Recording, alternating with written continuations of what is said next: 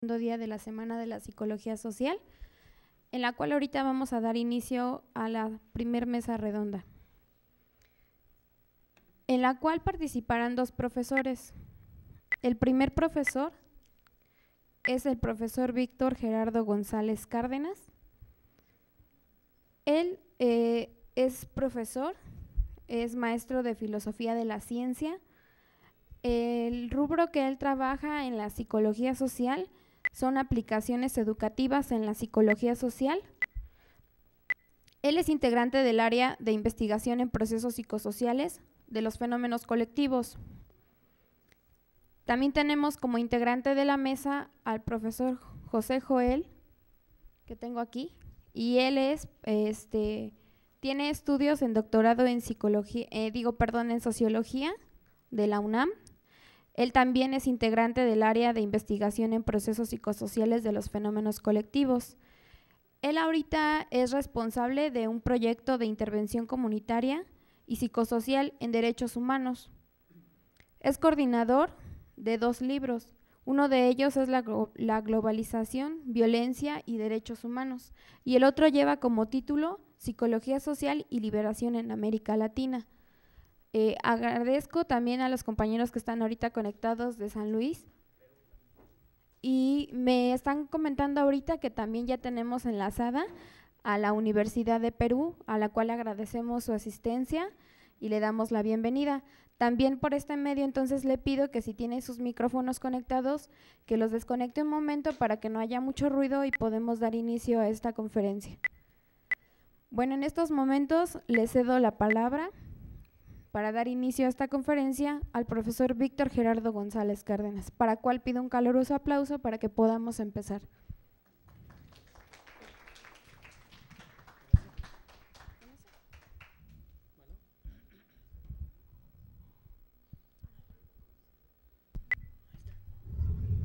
Bueno, gracias, buenos días.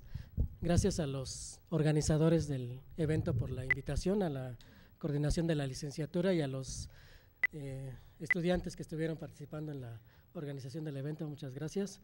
El tema de la semana, que es las aplicaciones de la psicología social, es uno de los temas teóricamente más difíciles, y seguramente en el transcurso de la semana ustedes podrán percatarse de ello. Es difícil no tanto porque sea posible aplicar o no la psicología social, sino porque la lógica de la teoría en psicología social que conocemos no siempre coincide con la lógica de la realidad que queremos a veces transformar con nuestras aplicaciones, y ese problema pues de la incorporación de la lógica a una realidad, de la lógica de la tradición de investigación, no siempre han coincidido, pues no ha sido uno de los grandes problemas en el avance de las ciencias sociales. Bien, en mi caso yo he trabajado ya varios años diversas aplicaciones educativas de la psicología social. En algún tiempo estuve trabajando en educación en derechos humanos, algún tiempo estuve trabajando con maestros directamente, trabajando las cuestiones de habilitación docente, y en el transcurso han surgido una serie pues de posibilidades de intervención. Muchas de esas posibilidades se han hecho desde la perspectiva de las habilidades sociales. Nada más como preámbulo, déjenme como advertir pues que la perspectiva del desarrollo de habilidades que he estado trabajando coincide poco con la versión más popular, la que podrían ustedes encontrar en la literatura, pues en los libros más comerciales, que se llama habilidades sociales. El constructo es diferente, la forma de recortarlo conceptualmente ha sido diferente. De hecho, déjenme platicarles que en aquel tiempo estaba yo trabajando en una tesis de doctorado en filosofía de la ciencia dentro de la teoría de la acción humana, y dentro de este campo surgió el problema de la naturaleza del conocimiento social, pues, ¿no? Ahí, bueno, resultaba muy claro que las tradiciones, pues las historias de los pueblos tienen pues mucho que ver, mucha capacidad explicativa respecto a lo que somos socialmente hablando. La naturaleza del conocimiento social no es un conocimiento declarativo, como también he comentado en otras ocasiones, no es un conocimiento que tengamos en la cabeza solamente, o un conocimiento, como se llama, del tipo del saber qué, más bien es un conocimiento del tipo del saber cómo, pues es una habilidad, es un conocimiento incorporado en nuestras disposiciones de comportamiento, y por eso el concepto de habilidad social era el adecuado para trabajar este tipo de problemas. Bien, este es el preámbulo. Yo espero pues que, como el tema es aplicaciones, haya posibilidad al final de comentar pues algunas cuestiones ya concretas. Supongo que en la motivación de algunos de ustedes estará la posibilidad de aplicar cosas de psicología social o hacer cosas en la realidad desde nuestra disciplina, pues, insisto, eso es lo más difícil que uno se puede proponer como objetivo, y bueno, estaríamos trabajando en conjunto para ir como construyendo, ¿no?, posibilidades de hacerlo. Bueno, en el campo educativo, pues, las aplicaciones de la psicología social pues son inmensas. Podríamos decir que la historia de la psicología social es la misma de las aplicaciones, ¿no? De hecho, si ustedes fijan el nacimiento de la psicología social por ahí del 1908 o un poquito antes con Wundt, las aplicaciones educativas, bueno, ya existían en ese momento, pues, ¿no?, aunque no se llamaran psicología social. La psicología a secas había hecho un montón de aplicaciones en ese campo. Bueno, la aplicación en educación ha pasado por etapas, ¿sí? Algunos autores, Ovejero, por ejemplo, ha ya dejado muy claro cuál ha sido más o menos la evolución. Esta evolución más o menos coincide con el auge en algunas disciplinas, algunas áreas teóricas. En algún tiempo dominaron expectativas, atribuciones, ¿no?, en los años 80, y las aplicaciones educativas casi todas eran de ese tipo, ¿bien? Un tiempecito después dominaron las teorías de las representaciones sociales. Escuela de Ginebra en concreto hizo muchas aportaciones. Recuerden ustedes la obra, la propuesta de la construcción social de la inteligencia, la idea de los marcajes sociales, finales de los 80, principios de los 90, era mucho de lo que se investigaba en educación. Los temas más específicos, como son fracaso, casos especiales de aprovechamiento, etcétera, más bien se han ido como relegando a la psicología, no a la psicología social, sino a la psicología en general, en particular a la psicología cognitiva. Entonces se ha ido como diferenciando. Bien, entonces la primera tesis es, hay prácticamente cualquier problema educativo es susceptible de tener una lectura psicosocial. Bien, sin embargo, ese campo se puede ir como reduciendo, acotando con un criterio en concreto, que es yo el que estoy proponiendo para esta plática con ustedes, es el de la relevancia social. Es decir, hay algunos temas que por su relevancia social requieren mucho de la atención, obviamente no solo de los psicólogos sociales, de los científicos sociales en general, porque son temas no resueltos en educación. Voy a mencionar algunos. ¿Pasamos? Adelante. Ok. Este recorte es mío. He estado trabajando más o menos 15 años en esta área. Me parece que donde habría que trabajar en psicología social para ayudar a resolver los problemas educativos son estos problemas que están ahí. El primero, evidentemente, es la violencia. Todos ustedes sabrán por qué, tendrán alguna respuesta intuitiva sobre el porqué de la violencia dentro y fuera de las escuelas. El segundo es un conjunto de problemas relacionados con la deserción, reprobación, aprovechamiento, etcétera. Después estaría todo lo que tiene que ver con la convivencia dentro de las escuelas, el movimiento de la interculturalidad, el movimiento de la integración social, por ejemplo, de personas con discapacidad, entrarían dentro de este ámbito. Está el gran tema de la enseñanza, que es uno de los temas relegados, por cierto, de la investigación psicosocial. Después está el área de derechos humanos, no solo de derechos humanos, está todo lo que tiene que ver con la cultura de la legalidad, la cultura de las sociedades democráticas. Esto tiene que ver con el cambio en la lógica del funcionamiento de las sociedades. Ha caído básicamente los regímenes totalitarios, las culturas totalitarias evidentemente no caen a la misma velocidad. El caso es que tenemos ahora la necesidad de convivir entre una sociedad educada para una convivencia autoritaria con un sistema social que más o menos se va ajustando a la lógica de la vida democrática. Bueno, entonces hay un área ahí de trabajo interesante.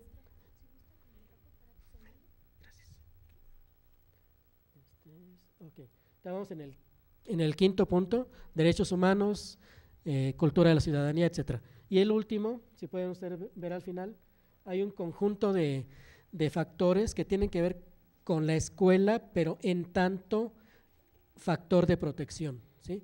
Aquí podemos hablar de muchos temas. prevención de embarazos no deseados, prevención de conductas de riesgo en adolescentes, drogadicción, conducta antisocial, delincuencia. Es claro, como veremos en unos momentos, que la escuela está deteniendo la magnitud de estos problemas. Si no existiera la escuela, a pesar de todos los problemas, la magnitud de todos estos problemas que les menciono sería mucho mayor, y hay creo que bastante evidencia en ese sentido. Entonces, bueno, la idea es, estos temas son relevancia social, pero también hay datos concretos específicos que se pueden aportar para cada uno de ellos, que muestran que una posibilidad de intervención psicosocial está en una perspectiva teórica, que es la del desarrollo de habilidades sociales. No digo que sea la única, ¿sí? Hay muchas otras. Es más, si ustedes tienen formación psicoanalítica dirían, bueno, yo todos esos puntos los puedo ver desde mi perspectiva, lo cual es evidentemente cierto, pues, ¿no? Recuerden la tesis de la equivalencia empírica de las teorías, pues, pero el punto es, esta perspectiva parece ser que está dando resultados, está deteniendo problemáticas y está ayudando a promover enseñanzas distintas, de cosas distintas que no teníamos en nuestra sociedad. Bien. Ok, entonces el primer punto es la violencia. Dentro del primer punto, obviamente, está la violencia alrededor de la escuela. Creo que es la primera idea, me gustaría que la repensaran. Básicamente lo que sostengo es que la violencia es un modelo de comportamiento que es socialmente valorado, ¿sí? Se habla mucho de él, o sea, crea consensos o discusiones alrededor, y resulta eficaz para la consecución de objetivos particulares. Entonces, no nos debería de extrañar, en tanto psicólogos sociales, que la violencia como modelo de comportamiento fuera dominante en nuestra sociedad. O sea, es más eficaz ser violento que ser asertivo, por ejemplo, para resolver problemas de interacción. Bien, además creo que es interesante pensar que la violencia existe porque es funcional. O sea, el sistema necesita de ciertas dosis de violencia para mantenerse como tal. En el momento en que empezáramos a realmente a transformar nuestras formas de convivencia hacia patrones no violentos, en ese momento la lógica entera del sistema social tendría que cambiar. Bien, o sea, estoy diciendo, no diciendo que sea bueno o conveniente, simplemente que es funcional dentro de nuestra sociedad. Y también el punto final es que habría que reconocer que nuestra escuela está socializando para la violencia, no intencionalmente, pero sí a través de sus formas de funcionamiento cotidiano, ¿no?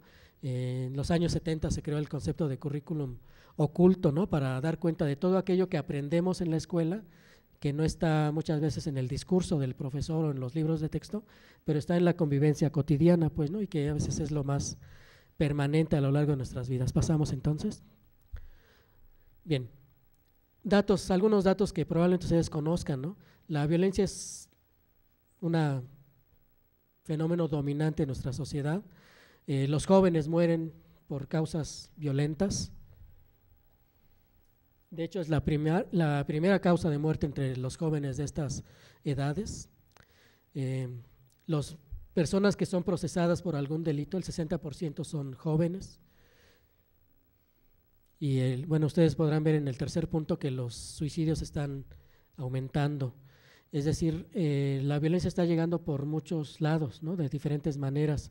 La violencia es un concepto genérico, también vale aclararlo. La agresión es un tipo de violencia. Ser agresivo puede ser una forma de ser violento, ¿no? Pero la violencia también puede ser sutil, puede ser simbólica. Bien, pasamos. Además, en las familias, pues tenemos un patrón claramente instalado de comportamientos violentos.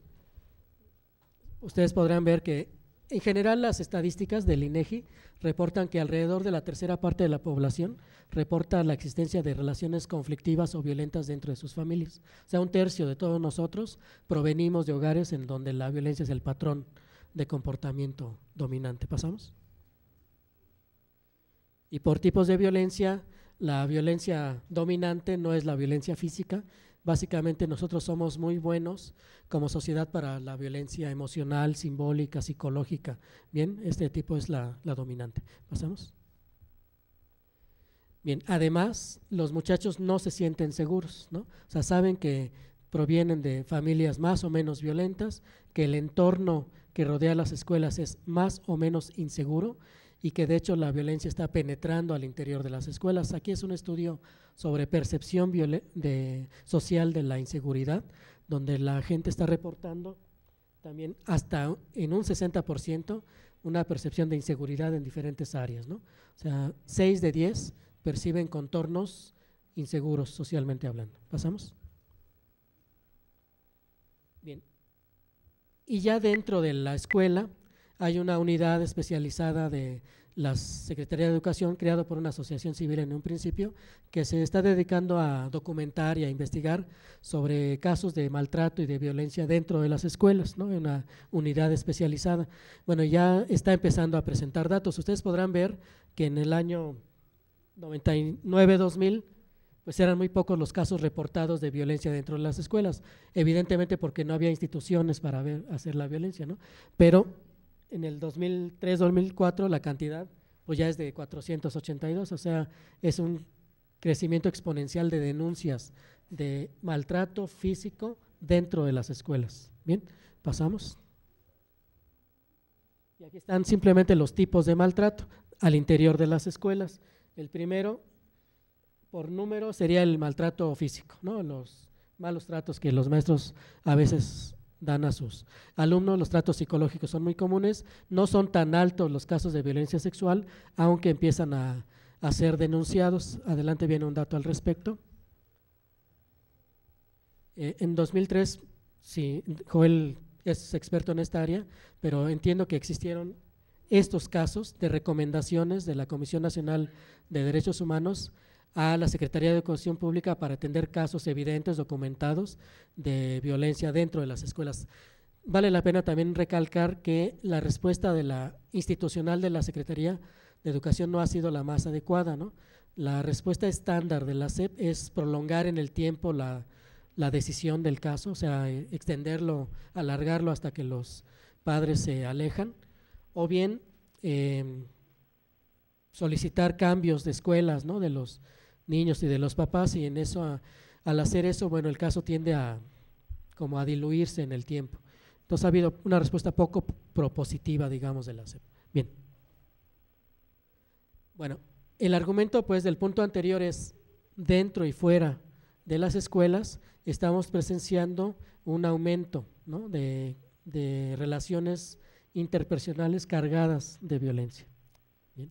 El segundo punto es todo lo que tiene que ver con aprovechamiento y deserción. Aquí solamente voy a citar algunos datos generalmente conocidos de la escuela.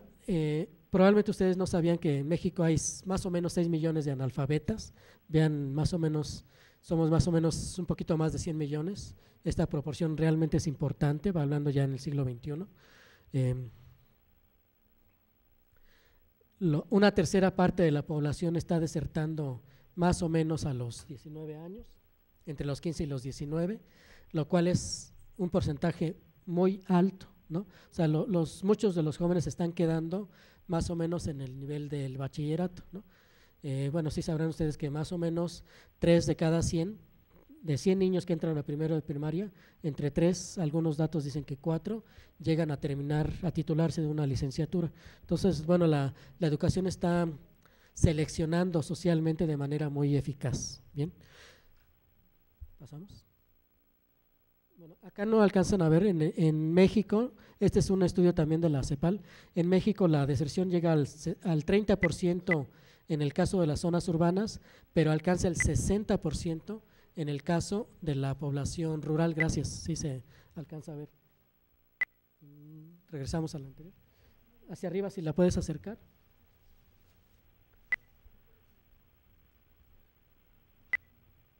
No, espera. Bueno, les paso el dato. En las zonas urbanas, 30% de la población antes de los 19 años desertó ya de la escuela, y en las zonas rurales es el 60%. Bien.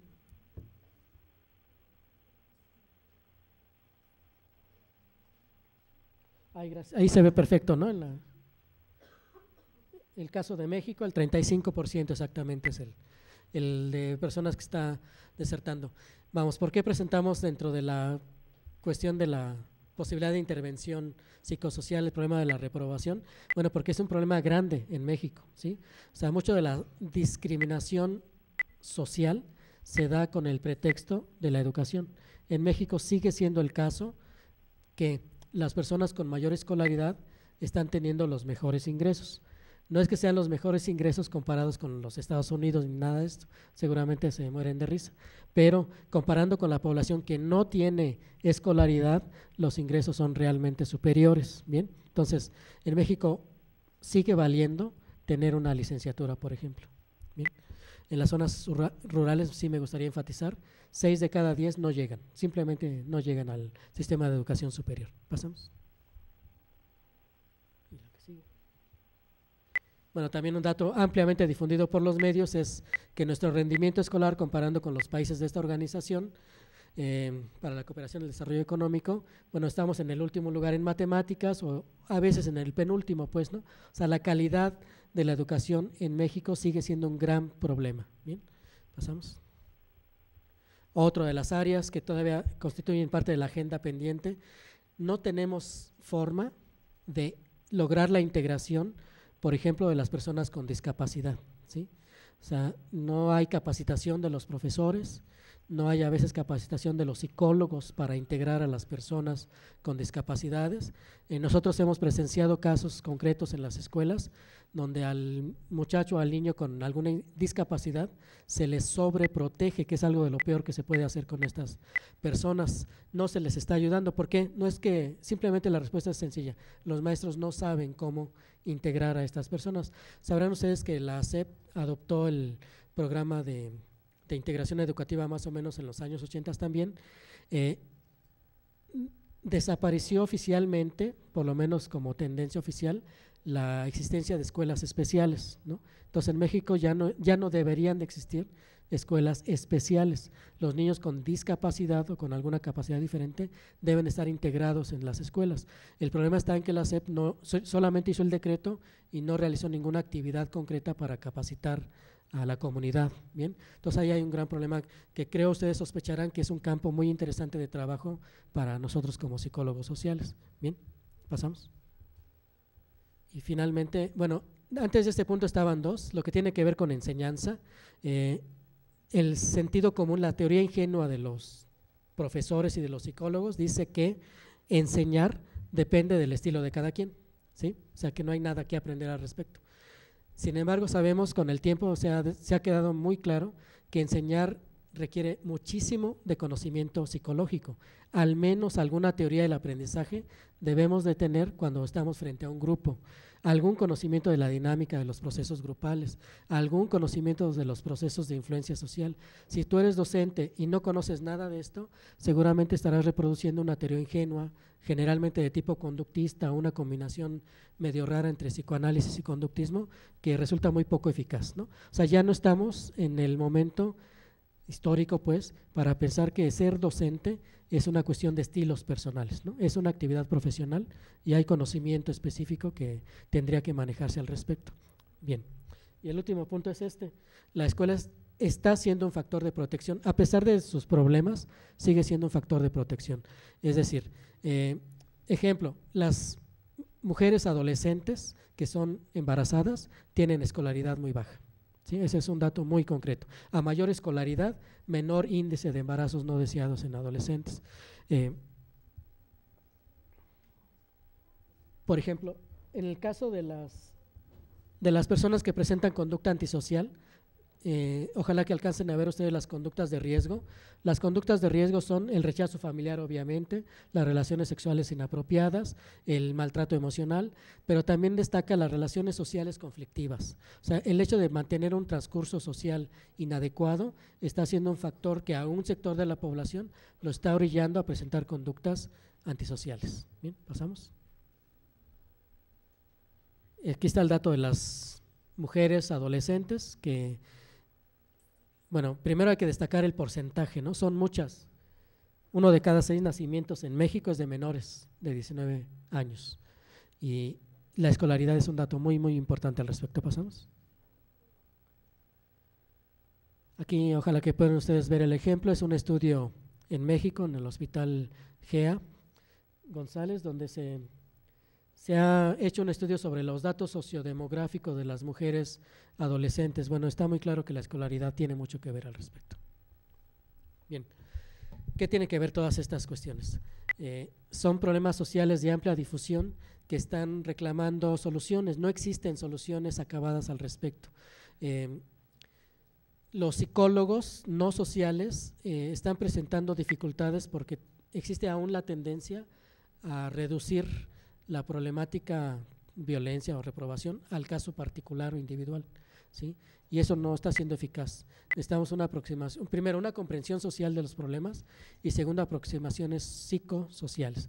Lo que yo estoy proponiendo es que entre las muchas que pueda haber hay prueba de que desarrollando habilidades sociales se pueden aminorar, no les digo que se pueden solucionar, pero sí se pueden aminorar los efectos de estos problemas que hemos presenciado. Y nada más para terminar, lo que ustedes van a leer en la literatura que se llama habilidades sociales, poco tiene que ver con la perspectiva teórica que hace falta, ¿no? La perspectiva comercial que te ofrece habilidad para convencer, para persuadir, para hablar en público, etcétera, generalmente tienen un corte conductual, ¿sí? Y ustedes saben que el conductismo fue superado ya hace mucho tiempo como teoría y como plataforma para hacer intervenciones, entonces en esa medida son inadecuadas. Ese sería ejemplo de otra charla, pero por ahí está la pista para hacer intervenciones exitosas desde la psicología social. Bueno, gracias por su atención.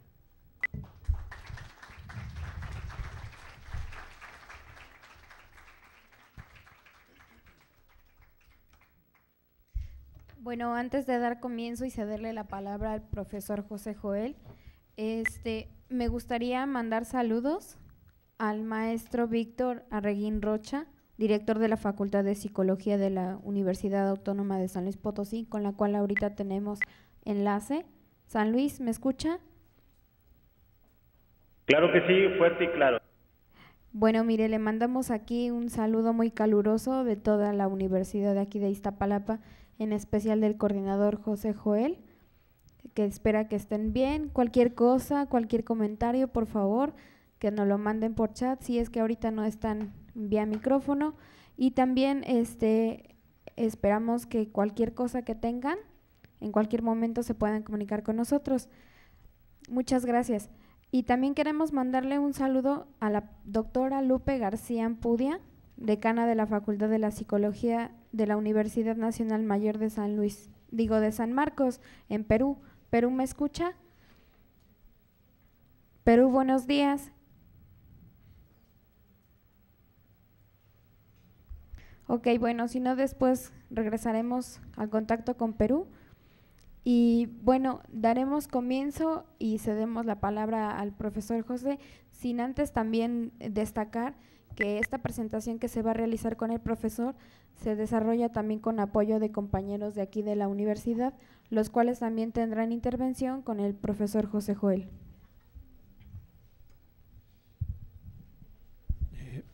Buenos días y bueno, gracias por estar aquí.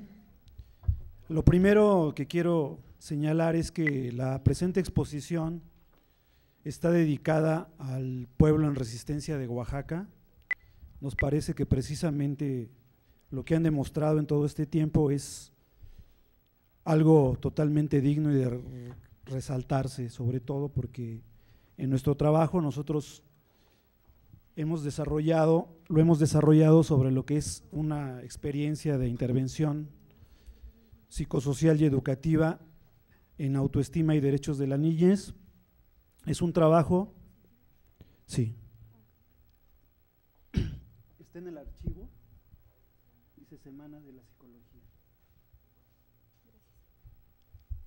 Bueno, y señalar que este trabajo, bueno, tiene a la población a la que se dirige es a niños y niñas que están en escuelas primarias y que siguen siendo un sector bastante vulnerable, porque como se desprendía del trabajo de Víctor, pues queda claro que son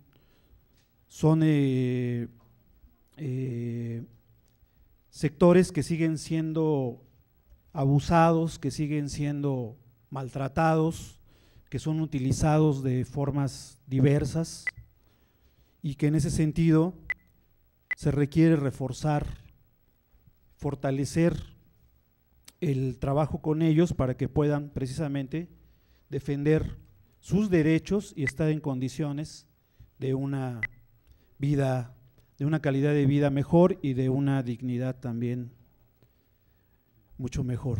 Entonces el trabajo es de un equipo de trabajo que está integrado por Jessica Durán Mendoza, por Annalise Hurtado Guzmán, por Viridiana Ramírez Alvarado, por Armando Acata Ortiz, por Alín Pérez Tadeo, por Manuela Limón Pintado, por Laura Flores Romero y por Patricia Celis García. La siguiente. Bueno, esta intervención se hace dentro de las actividades de un programa denominado Intervención Comunitaria y Psicosocial en Derechos Humanos, que venimos realizando desde hace ya bastantes años. La siguiente, el equipo de trabajo se integró fundamentalmente con estudiantes de nuestra licenciatura que realizan, la mayoría de ellos, su servicio social dentro de este programa. La siguiente, por favor. El punto de partida del programa consiste en la necesidad de promover una cultura de respeto y defensa de los derechos humanos, sobre todo, como ya les mencionaba, en sectores vulnerables como lo son o lo es el de la niñez, y además reconoce que dicha cultura puede mejorar la calidad de vida de la población. También cabe mencionar que algunos de los objetivos del programa, entre otros, es fomentar un mayor conocimiento social de los derechos humanos, y también es el de favorecer a que el prestador del servicio social elabore y participe en proyectos de investigación e intervención que le permitan poner en práctica sus capacidades y habilidades profesionales adquiridas. A continuación, Patricia les va a hablar acerca de lo que es la contextualización del trabajo.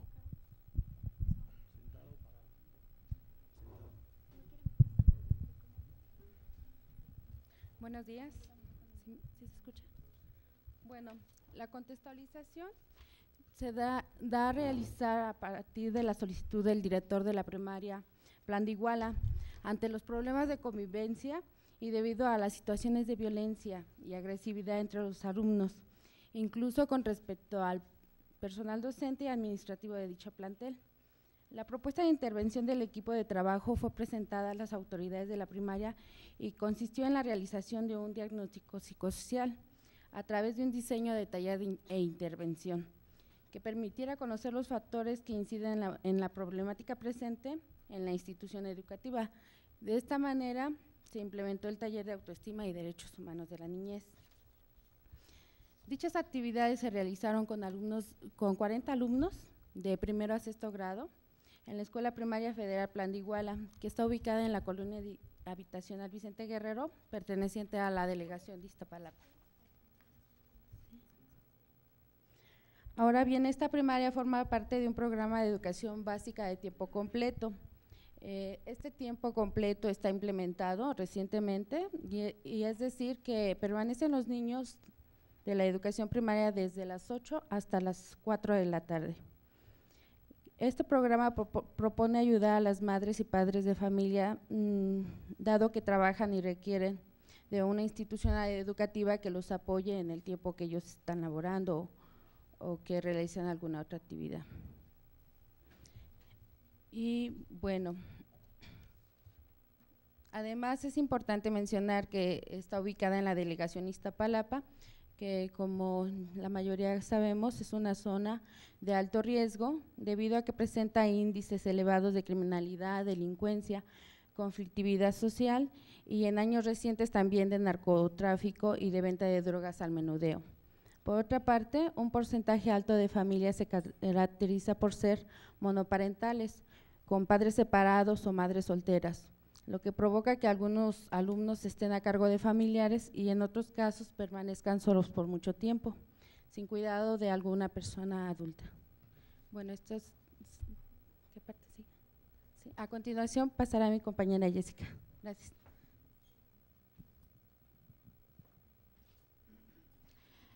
Bueno, ahora vamos a hablar un poco acerca de lo que fue la estrategia teórico-metodológica. El proceso de intervención se inscribe en el marco de educación popular y retoma varios aspectos de la investigación-acción participativa.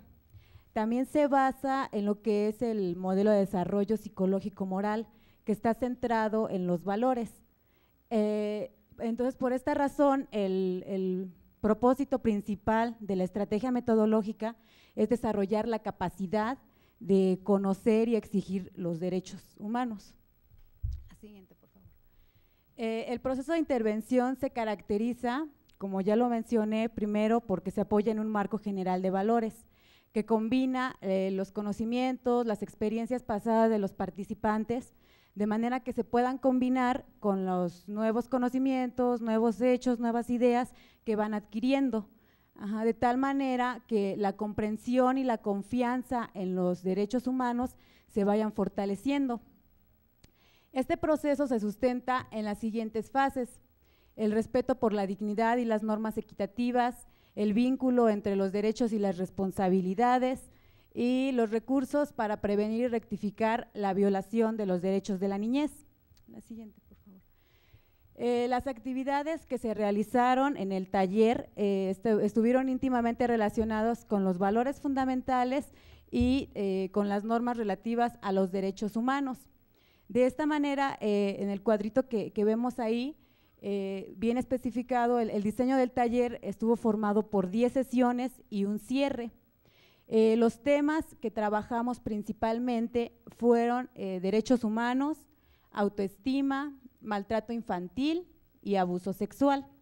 Y ya al interior de los grupos, viendo la dinámica que se estaba dando, se implementaron otro tipo de actividades que permitieron que los niños se involucraran más y participaran de una manera que nos permitiera obtener mayor información. La siguiente, por favor. Y como las técnicas que se utilizaron en el taller intervención son de muy fácil reproducción, esto les permitió a los niños adquirir algunas herramientas, tales como tomar conciencia de sus necesidades, adquirir habilidades que les permitían analizar las diferentes situaciones que estaban impidiendo que se cumplieran sus derechos. También les permitió desarrollar habilidades para vincular el aprendizaje con la acción, es decir, la teoría con la práctica, ¿no? También adquirir la capacidad para exigir y defender sus derechos, y también para difundir las actividades que se realizaron en el taller con el resto de sus compañeros que no asistieron o que no participaron en el taller. Y a continuación viene lo que es el desarrollo de la intervención.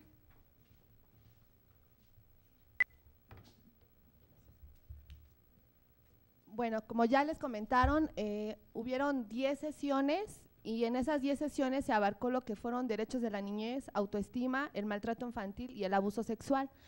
En lo que fue en la primera sesión, se dedicó nada más a lo que es la presentación, tanto del taller, presentación de los integrantes, y también hicimos algunos juegos para romper el hielo, así como algunas actividades de sensibilización. Ya los derechos humanos de la niñez fueron enfocados en la segunda, en la tercera y en la séptima sesión. Aquí lo que se pretendía es que los niños conocieran tanto qué son los derechos humanos, digamos así en general, como qué son los derechos de la niñez, como expresión de la dignidad humana. También que reconocieran qué son las normas sociales, pero no nada más enfocándonos a lo que son los derechos, sino también que conocieran cuáles son sus responsabilidades al mismo tiempo. Esto fue logrado a través de unos ejercicios comparativos a fin de que primero les hacíamos reconocer entre las diferencias de un ser vivo y un ser humano. Después vinieron algunos cuentos que fueron actuados. Después de cada cuento se pedía que se hiciera alguna reflexión sobre la temática que se estaba viendo. Ya en la séptima sesión lo que se hizo fue reforzar lo de las dos anteriores, la segunda y la tercera. Se reforzó a través de un disco interactivo que nos proporcionó la CNDH, y aquí los niños pues ya tenían el contacto más directo y nos iban diciendo qué era lo que iban aprendiendo. Más que nada recabábamos la información de lo que ya se había visto en las sesiones anteriores, como ya les mencioné. En cuanto a la temática de autoestima, esta se vio en la 4ª y en la 8ª sesión, así como la última, la 10ª. Aquí lo que nos importaba era señalar qué es la autoestima y que ellos reconocieran el valor que tienen ellos mismos como seres humanos y el valor ante sus semejantes. Aquí también hicimos cuentos, fueron cuentos representativos. Estos cuentos representativos los utilizamos para los niños más pequeños, pero ya en los niños de tercero en adelante lo que hicimos fueron ejercicios de mesa y de reflexión. Hicimos algo que se llama un menú de cualidades, con la finalidad de resaltar las cualidades positivas que tiene cada niño y ver si ellos no sabían que tenían esas cualidades, entonces era de decir, mira, tú tienes esta cualidad y tus amigos piensan esto de ti. El maltrato infantil ya fue visto en la 5ª y 9ª sesión. Aquí con el conocimiento se quería que los niños conocieran el significado del maltrato infantil, así como identificaran los diferentes tipos de Esto se logró a través de diferentes actividades, de juegos de mesa, actividades reflexivas, hicimos mesas de discusión, así como la realización de un modelado con acerrín. El abuso sexual fue llevado a cabo en la 6ª y 9ª sesión.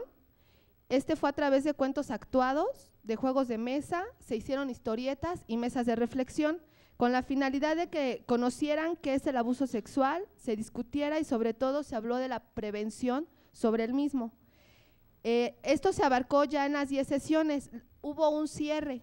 El cierre ya fue la clausura del taller, se demostraron algunas actividades que los niños hicieron durante las 10 sesiones, pero en esta ocasión ellos fueron los coordinadores hacia los padres de familia.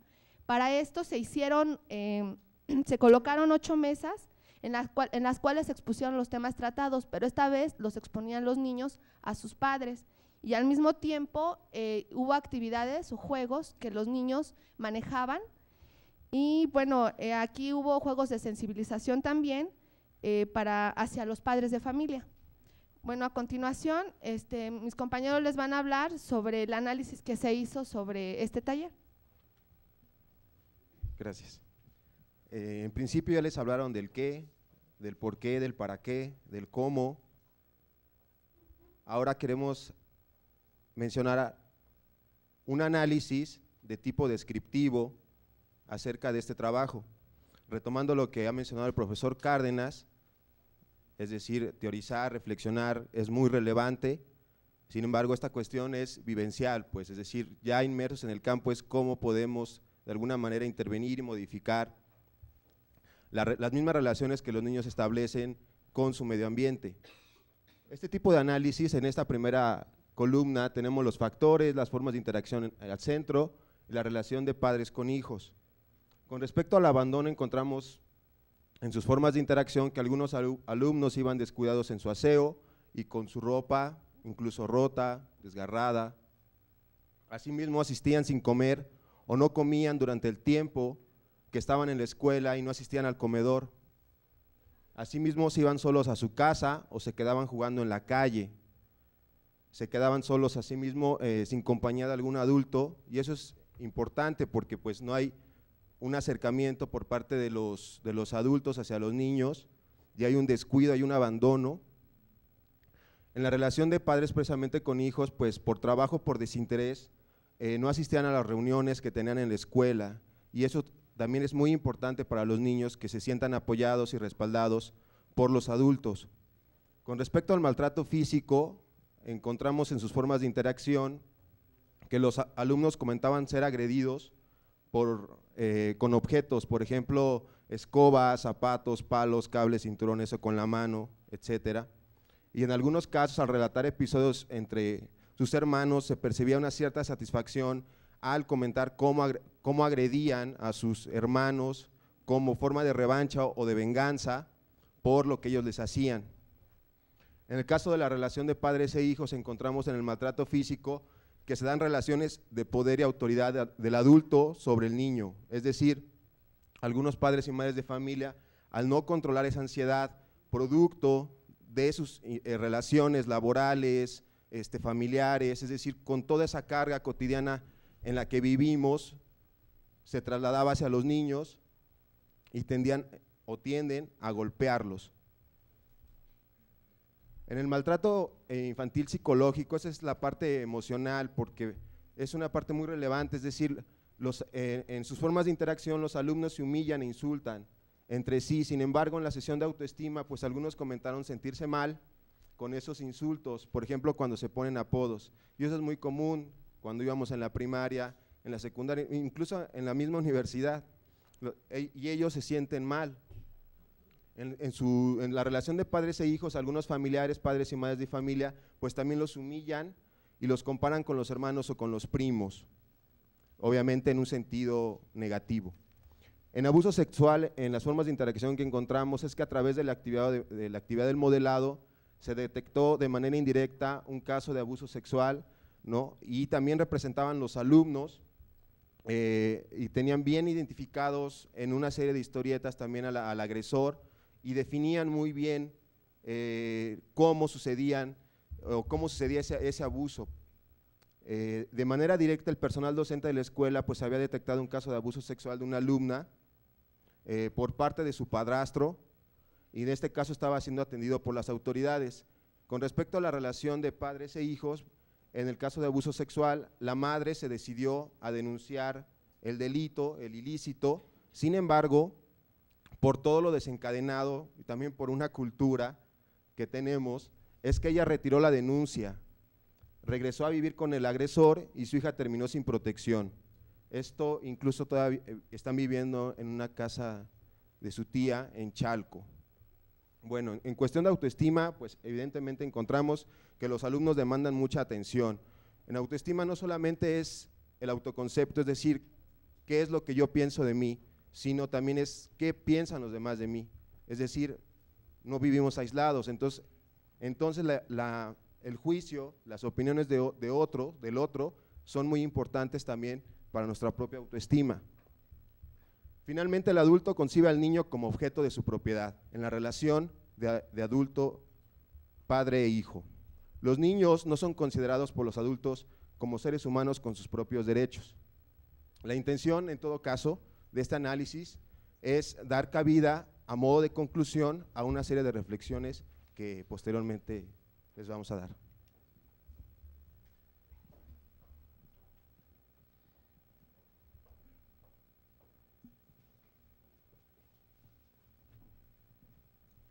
Bueno, esta siguiente tabla también es de un análisis descriptivo, donde tenemos en la columna izquierda los factores y en la columna derecha la relación profesores-alumnos. En el abandono encontramos que la mayoría de los profesores pierden el interés en los alumnos y tienden a ignorarlos. Incluso en algunos casos se muestran con una falta de atención en el alumno por parte del profesor. En el maltrato físico, los maestros de igual forma recurren a estas prácticas agresivas como medio de control, por ejemplo, los jalan, los pellizcan, en algunos casos también los zarandean. En el maltrato psicológico, los profesores recurren a humillaciones, gritos, en algunos casos optan por exhibir al alumno, tachándolo de alumno problema. Incluso lo exhiben frente a sus demás compañeros y esto también afecta en sus emociones de los niños. En el abuso sexual, los relatos de los profesores es que piensan que hay poco apoyo o que su radio de acción es menor para intervenir o auxiliar. Como lo acaba de comentar mi compañero Armando, en el caso de la niña que se encontró que había sido abusada sexualmente, los padres tienden a ser muy agresivos con los profesores, entonces los maestros no pueden intervenir mucho. También a la niña se le dio de baja de la escuela, entonces los profesores también perdieron el contacto con la niña y con los familiares.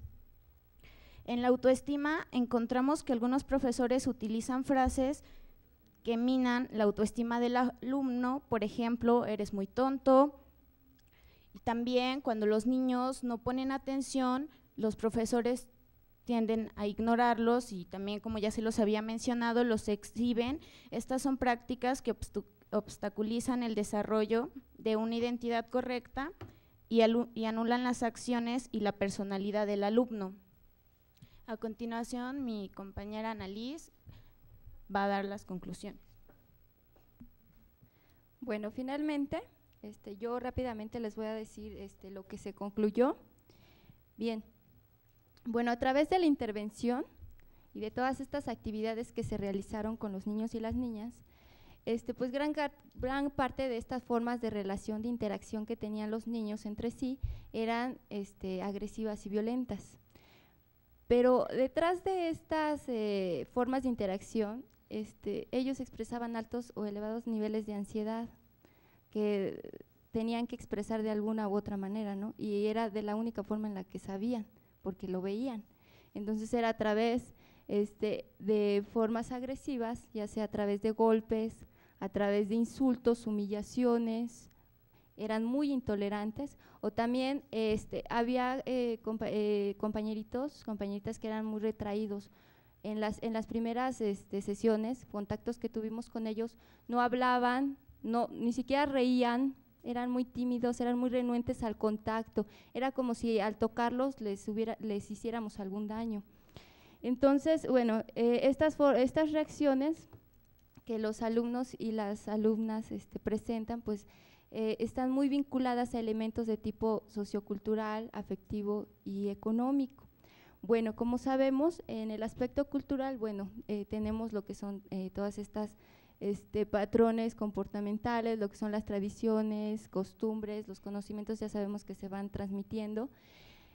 Aquí la violencia es resultado, también lo que vimos, es uno de los resultados de esta autoridad que se tiene sobre el más débil, ¿no?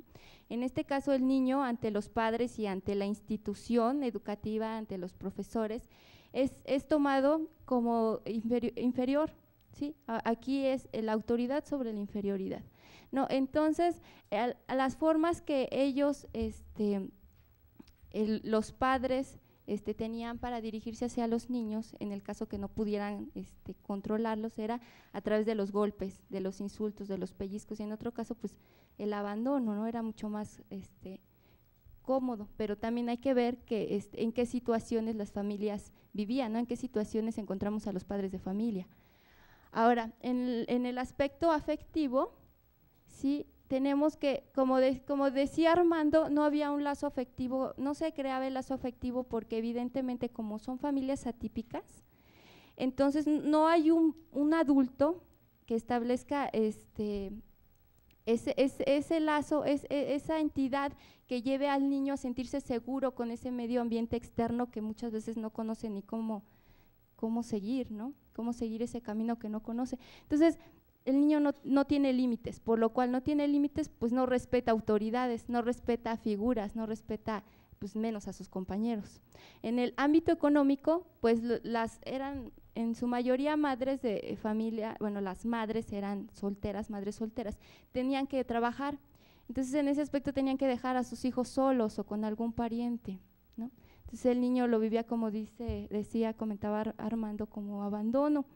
Ahora, esta situación o este conflicto que ellos vivían en su familia también se reproducía en la escuela, porque en la escuela no encontraban ese ambiente cómodo donde estar, además de que pues se reproducían las mismas conductas, ¿sí? Eran, como ya vimos los profesores, como no tienen esa preparación, porque obviamente, lo comentaba el director, no sabemos cómo atender estas formas de violencia, esta agresividad, ellos ya no nos respetan, ¿no? Entonces, se volvía a repetir ese círculo de violencia, los niños volvían a vivir lo mismo que en su casa, ¿no? Entonces, pues no había respeto.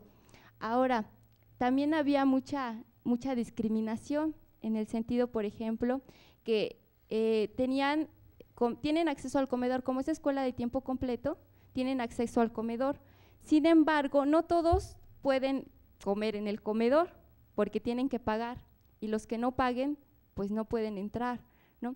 El director no ha creado una forma para que todos puedan tener acceso con a lo mejor el ingreso que le da la SEP, que casi no les da ayuda, para para que todos tengan acceso al comedor. Entonces, algunos niños se quedaban en su salón sin comer, viendo. Muchos niños nos encontramos que nos decían, con la boca seca, nos decían, es que no tienes algo que me des. Muchas veces se les dieron tortas, se les dieron fruta, porque desde las 8 de la mañana hasta las 4 de la tarde no habían comido nada, ¿no? Entonces, pues ese es un tipo también de descuido por parte de la institución que no lo toma en cuenta. Ahora, la fusión de grupos. Esta escuela es de tiempo completo, pero no está adaptada para una escuela de tiempo completo. Por lo cual se dividen, algunos profesores nada más son matutino, entonces en vespertino no hay quien apoye, fusionan grupos, fusionan alumnos de sexto con alumnos de cuarto o de quinto. Obviamente las habilidades son diferentes, son distintas, entonces los niños pues obviamente merman su autoestima al decir, bueno, es que yo no puedo hacer lo de él, o se daban muchos abusos, ¿sí? Porque los niños van entendiendo que pues el más fuerte pues es el que va a tener más control, ¿no? Entonces lo que hacía es que pues mantenían este control sobre los más chicos, ¿no? O sea, los poderosos, así decían. Ahora, por último, el modelo educativo es un modelo tradicional, que es el modelo de la SEP, en el cual pues el profesor se dirige a transmitir la información al alumno, a la alumna, pero no se da cuenta si realmente pues está entendiendo lo mismo que él entiende, ¿no? Obviamente pues son dos formas de entender la realidad diferente, entonces, pero obviamente esto es muy tajante y muy autoritario, eso no importa, o sea, lo que entiende el alumno no importa, y si no entiende, pues te repruebo, o pues te castigo, o te pellizco, ¿no? Entonces vimos que el modelo educativo también ayudaba a que el niño pudiera seguir reproduciendo estas formas de violencia y de agresividad. Bueno, fue un poco extensa la presentación, pero bueno, con esto finalizamos. Comentarles que esta experiencia se realizó entre febrero y mayo de este año y actualmente estamos trabajando ahorita en otra escuela, y en el caso de esta experiencia la idea era hacer un diagnóstico psicosocial a partir de este trabajo mismo, que una vez elaborado pues se los entregamos a la dirección de la escuela. Y bueno, de nuestra parte hay la intención de hacer un seguimiento. Bueno, gracias.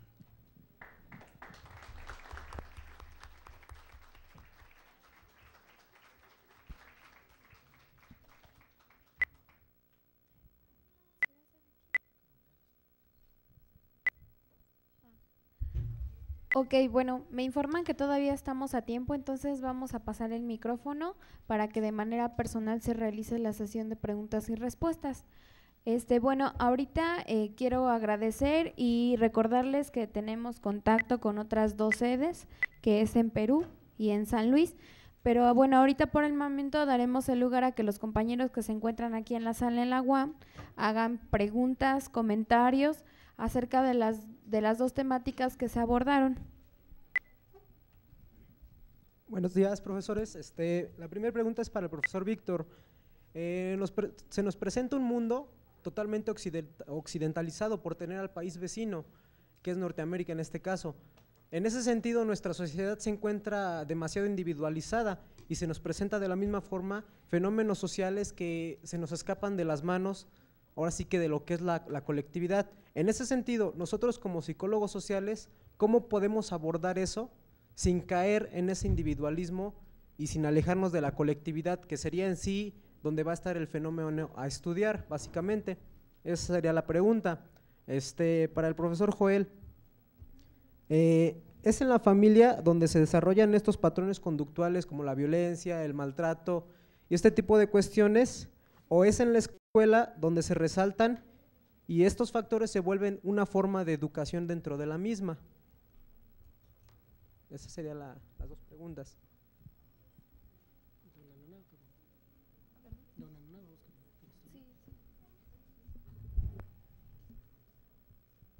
Bueno, a ver, intento una respuesta. Bueno, la cuestión de cómo combatir las tendencias, yo digo que no, el recorte occidental que marcas no es relevante. Lo importante quizás son lo que los sociólogos han llamado las consecuencias perversas de la modernidad, pues, ¿no? Bueno, una es una perspectiva teórica adecuada te puede ayudar a como tener claro que, como decían los psicólogos argentinos, el grupo cura, ¿sí? Es decir, los psicólogos sociales estamos más conscientes que otros psicólogos o que otros científicos sociales que la calidad de vida de las personas tiene mucho que ver con la calidad de sus interacciones sociales, ¿no? Entonces, en la medida en que reconstituyamos tejidos sociales, procesos de interacción o formas cotidianas de resolver conflictos de manera que no lesionen a otros, en esa medida mejoramos calidad de vida y mejoramos incluso las condiciones de trabajo, pues escolares o en cualquier contexto. Entonces, la respuesta es tener una plataforma teórica concreta que muestre cómo se puede trabajar lo social y combatir en esa medida estas consecuencias que tú señalas. Y bueno, aprovechando por el tiempo y ya que tengo el micrófono, quería hacer un comentario. Hacer intervenciones es muy fácil, pues, ¿no? Aparentemente, o sea, simplemente plantarse enfrente de un grupo. Pero cuando uno se pone a revisar todo lo que hay que saber para hacerlo bien, ¿no? Si realmente uno lo piensa, ¿no? O sea, es muy difícil, por ejemplo, un taller de derechos humanos es de lo más complicado que pueda existir en la psicología social. De hecho, me gustaría que el equipo, pues, es importante valiosa la experiencia y es importante la experiencia de enseñanza, pero creo que sería más importante para muchachos que están estudiando la licenciatura que dejaran muy claro qué perspectiva teórica les está indicando, por ejemplo, que la autoestima es parte de los derechos humanos o que las cuestiones vivenciales son importantes o que el reforzamiento o que el modelado. Es decir, cada que hacemos un trabajo de intervención, cada acción tiene una lógica que responde a un marco teórico, ¿no? Entonces, el primer punto es aclarar el modelo del que estamos partiendo, ¿no? Yo les propuse, pues, ofrecí la idea de que esta perspectiva teórica que está en construcción de las habilidades sociales realmente está aportando cosas interesantes, ¿no? Hay que ir trabajando en ese sentido, pero bueno, si no es esta perspectiva la que ustedes tengan, pero no plantarse frente al grupo si no tienen claro por lo menos la teoría del aprendizaje que está atrás de sus acciones, ¿bien? O la teoría de los procesos grupales. ¿Qué estás movilizando cuando tú pones a hacer a los muchachos cosas en conjunto, ¿no? Hay que aclararlo antes de hacer cosas.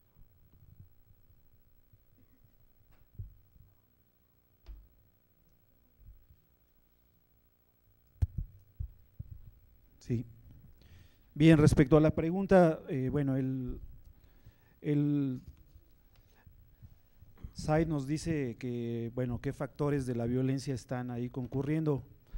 Comentar, bueno, como lo señalábamos al inicio, esta intervención obedece fundamentalmente al que un acercamiento por parte del director en el cual él nos indica que los niveles de violencia y de agresividad entre los niños son bastante altos y que además esas conductas agresivas también ya estaban dirigidas hacia el personal administrativo y docente de la escuela.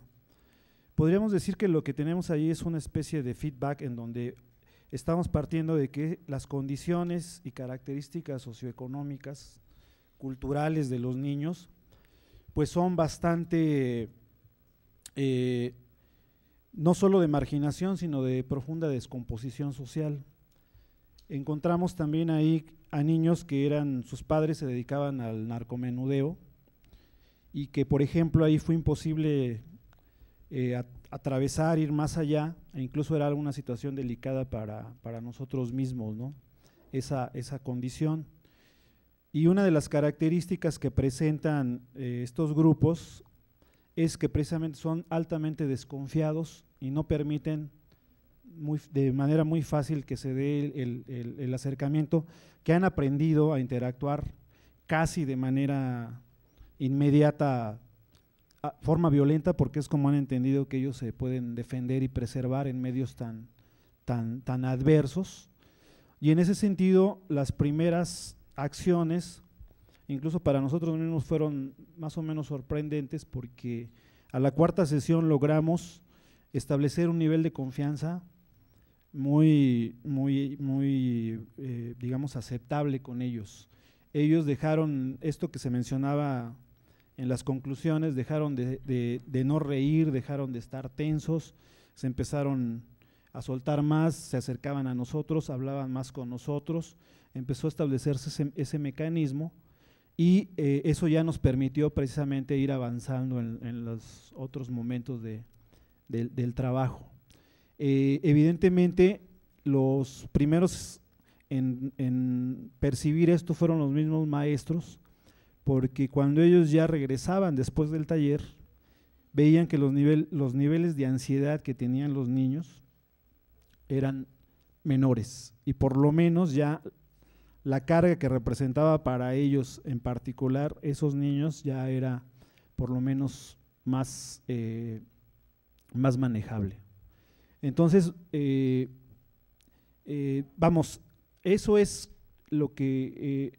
el problema que veíamos nosotros es que las condiciones de cómo funciona la escuela, siendo un programa con estas características, pues reproduce fuertemente las condiciones que viven en la familia. Y esto lo quiero hacer notar porque de pronto en las campañas pasadas a la presidencia, por ahí se enarbola la idea de que escuelas de tiempo completo para las madres trabajadoras y todo esto, pero si uno revisa cómo están funcionando esas escuelas, uno realmente se va de espaldas porque en efecto no son programas que realmente estén dando resultados, no son programas que se evalúen y sin embargo se plantean como propaganda política, ¿no? Cuando están generando más problemas. Bueno, para el profesor Joel, si bien nos ha comentado sobre la intervención, nos pudiera ahondar un poco más en otro sentido también que tiene que ver con la intervención que han hecho. Me imagino que el grupo que ha participado de una u otra manera ha sido sensible y ha experimentado frustraciones.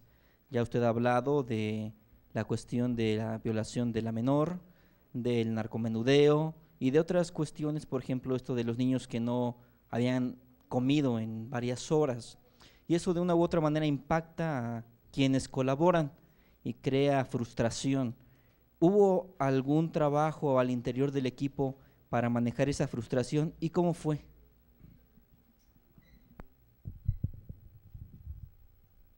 Bueno, así tan directa la pregunta como tal, pues no hubo un trabajo hacia el interior, pero lo que pasa es que no nos generó frustración, ¿no? En realidad no hay que ser uno adivino para saber más o menos con qué tipo de condiciones te vas a encontrar, pero lo que nos daba más bien era rabia y impotencia, ¿no? Pero no frustración. Y además la cuestión de que para nosotros el compromiso, pues sabemos que intervenciones que son nada más de entrada y salida no son lo más adecuado. Nosotros veíamos con preocupación que de los niños que estuvieron trabajando, de los 40 niños con los que estuvimos participando, trabajando con ellos, pues había niños que estaban prácticamente en el límite, que eran niños que si no recibían atención inmediata, iban a ser pacientes de instituciones psiquiátricas, ¿sí? Y otro porcentaje de estos niños eran niños que era muy posible que se convirtieran en delincuentes o en abusadores y violadores.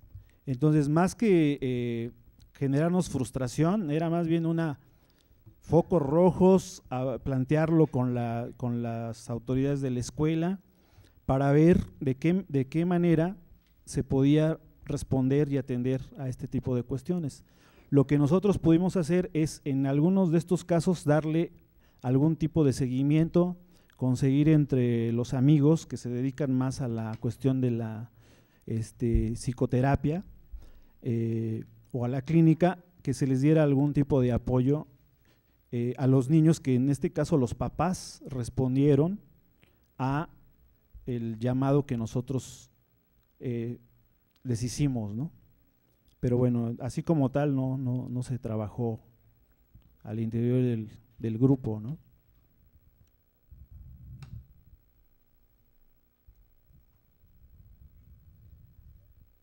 ¿Nadie más tiene alguna pregunta? Bueno, entonces voy a hacer la lectura de una pregunta que me mandaron. De hecho son dos, pero bueno. Una dice que si no es contraproducente el trabajo únicamente con los niños, si más el origen de los problemas es el núcleo familiar o institucional, en este caso la escuela. Y el otro es, ¿y cómo cambiar este fenómeno? No, quien preguntó eso tiene toda la razón. De hecho, como les decía, la intención de esta experiencia fue hacer un diagnóstico psicosocial y la estrategia que se siguió fue la de hacer un taller intervención. Debido a la experiencia que teníamos con anterioridad, en este caso yo directamente como responsable del proyecto, nos habíamos dado cuenta que hacer talleres sobre derechos humanos era bastante difícil y se estaba convirtiendo en algo bastante engorroso, porque yo había trabajado más bien con población adulta, había trabajado con trabajadoras domésticas, reclusos, en fin, con varios otros sectores, pero con niños y además dentro de educación formal no lo habíamos hecho. Pero el asunto concreto es que nosotros, habíamos visto que cada vez era más difícil, que resultaban tediosos, aburridos, la manera en cómo teníamos estructurados los talleres, y entonces se había explorado la posibilidad de que fuera a través de la autoestima uno de los caminos para que se hiciera más sentido el asunto de los derechos. Entonces, en esta experiencia fue como le entramos, ¿no? De manera que había muchas cosas que no teníamos contemplado. La intervención era directamente con estos dos grupos de niños, pero nosotros no habíamos tenido contemplado ni trabajar con los maestros, ni trabajar con los padres de familia. Entonces, como ustedes ven, la misma experiencia nos exigió y nos planteó la necesidad de trabajar con los padres y con los maestros. Eso sí fue algo que tuvimos que implementar sobre la marcha. Hubo una buena disposición, los maestros aceptaron incluso que se hicieran entrevistas grabadas, y a través de esto ya podemos ubicar algunos elementos que nosotros desde un principio no teníamos visualizados, ¿no? Y también eso nos llevó a acercarnos y a hablar con los padres de familia, sobre todo a partir de la situación que empezamos a detectar, ¿no? Y esto fue ampliando el trabajo que en un principio nosotros no teníamos planeado considerar todas estas cuestiones, ¿no? Y para la experiencia que estamos haciendo, estamos siguiendo una estrategia diferente. Ahora quiero aprovechar aquí que, ya Víctor lo señalaba de manera muy atinada y pienso que puede asumirse como una crítica, pero no quisimos extendernos en la parte de teórico-metodológica. De hecho, señalamos que el modelo que seguimos es un modelo de desarrollo psicológico, moral, centrado en valores. Es un modelo de tipo, digamos, concéntrico, que se va generando y se plasma a través de los 4 ejes que son los que ustedes vieron ahí en la manera como se estructuró el taller. Pero bueno, por razones de tiempo no quisimos extendernos, ahondar en ese punto, ¿no? Pero por supuesto que sí hay un presupuesto de tipo teórico y metodológico para llevar a cabo este trabajo, ¿no?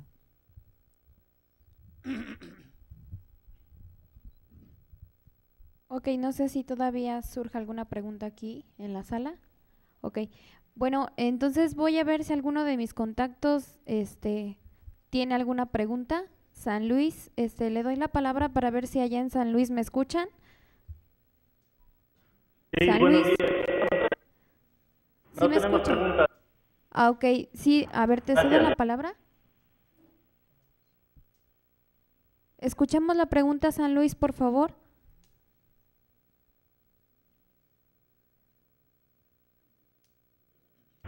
No tenemos Ok, bueno, muchas gracias.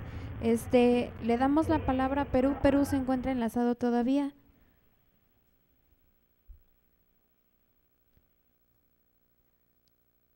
Perú, buenos días, ¿nos escucha?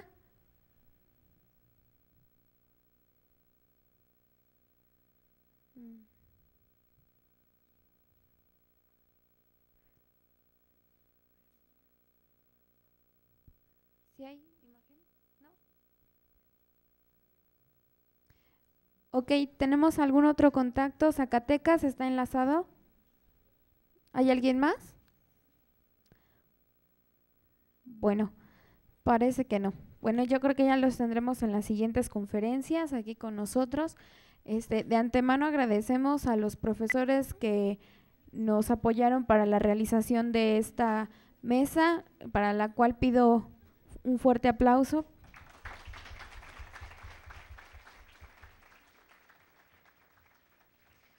También agradezco a los compañeros que nos hicieron ahora sí que el apoyo de venir, y les recuerdo también que posteriormente vamos a tener una presentación de un libro en el horario de 12:30 a 1:30, y también agradezco a los profesores que se encuentran aquí apoyándolos con su asistencia en la sala. Muchas gracias.